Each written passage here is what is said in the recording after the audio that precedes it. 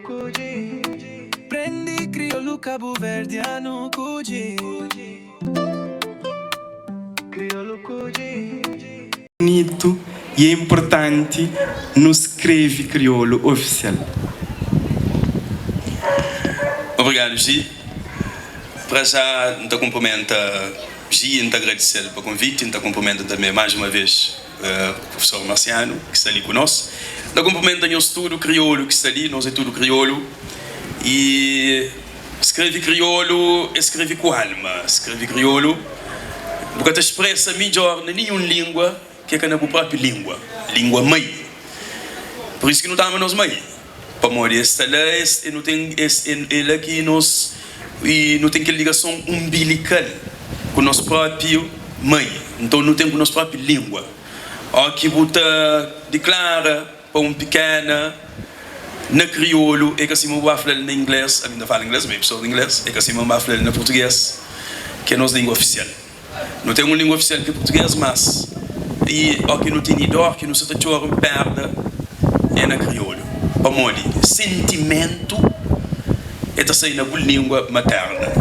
Então, por isso que é importante que você escreve na boa língua.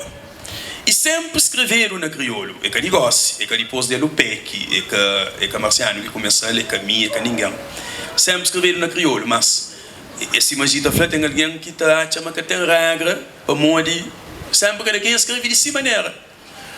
Mas, a nós, se não crê que não seja reconhecido como um país que tem uma língua, que é a língua cabo-verdiana, não tem necessidade de ter um regra. Marciano também fala mais logo sobre aquilo. A mim queria fazer aquela abordagem mais poética. Desde o tempo de Renascença não teve também e problemas com o preto está escreve, cor de pele, nem que sequer língua.